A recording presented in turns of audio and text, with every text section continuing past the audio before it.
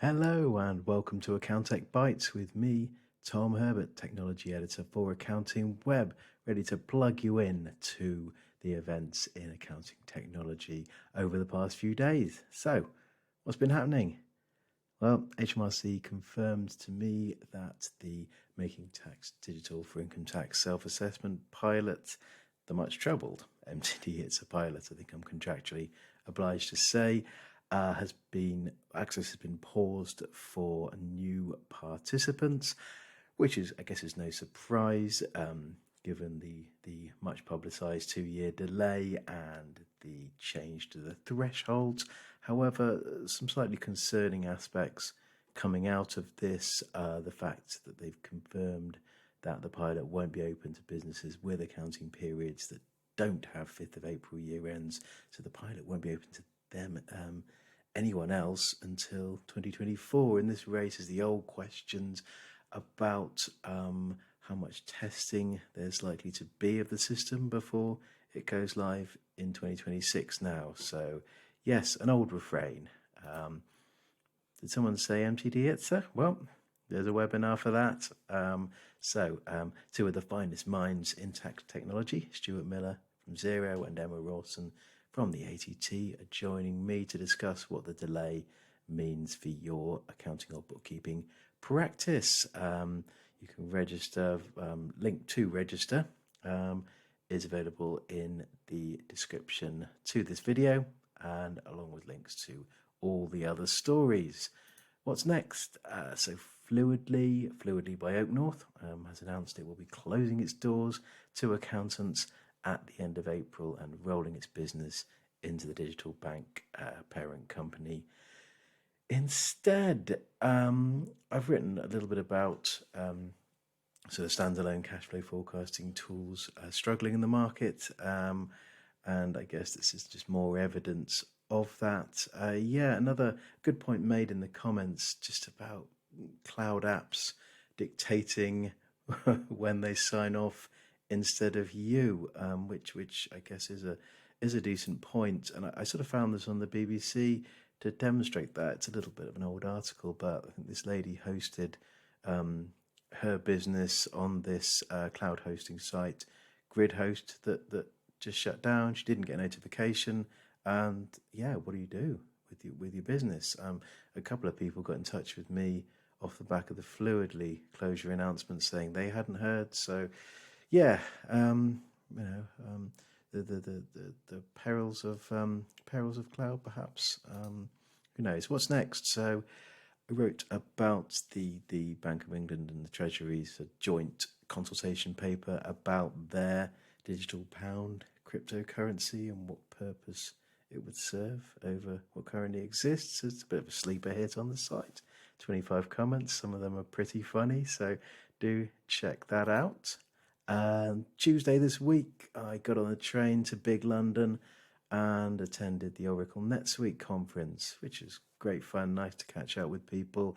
And I did a podcast with Oracle NetSuite founder and the godfather of cloud accounting, Evan Goldberg, and Nikki Tozer, to talk about the show, scaling up, the UK government's Silicon Valley ambitions, lots more. So do check that out. And I wrote a report on the show as well. Interesting times for sort of mid-market businesses. So I also learned via the dancing accountant, Chris Downing, that there is a Futurely Sage integration that's now live. Obviously, the Sage acquired Futurely last year. It was already integrated with QuickBooks Online and Xero, so I guess a full integration was necessary. You can find out full details on this PDF, as I said, link in the description there.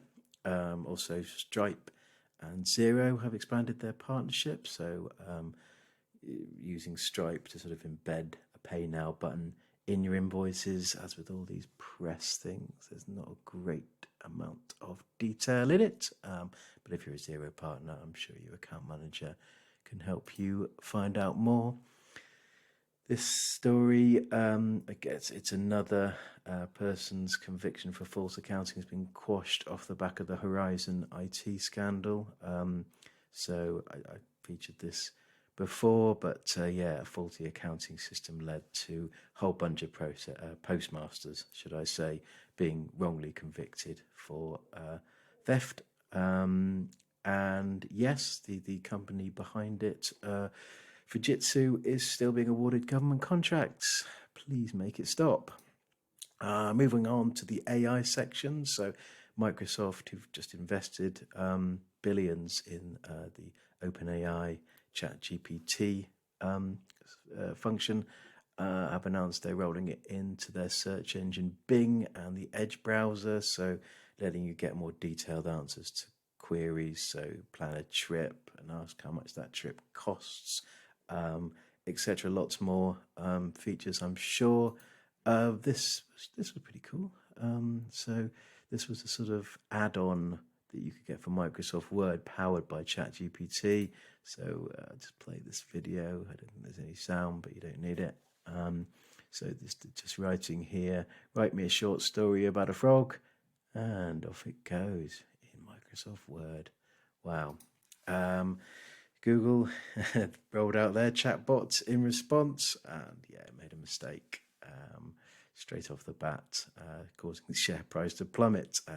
Just as I say, highlighting an issue that I think Stuart Cobb, the accountant who ran ChatGPT through the ICAW's assurance paper, he compared it to a sort of office junior who was extremely competent.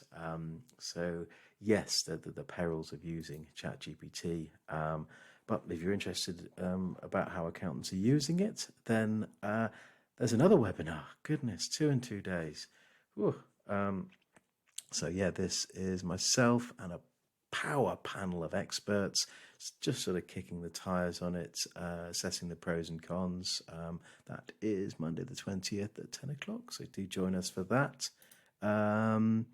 Right, this is going long, so very quickly, fantastic article about the sort of collapsed crypto firm's use of QuickBooks from Francine McKenna on the FT. That's a paid one, unfortunately.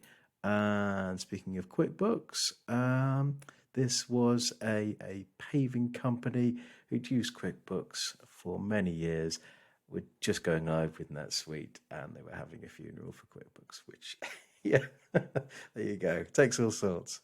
Fantastic. That's all there is to say, apart from if you want the latest accounting technology use in your inbox every Thursday, just pop your email in the box here. Thank you very much for watching, and I'll see you next time. I'm away next week, so this next one will be in 2 weeks' time. All right, thanks for watching. Bye now.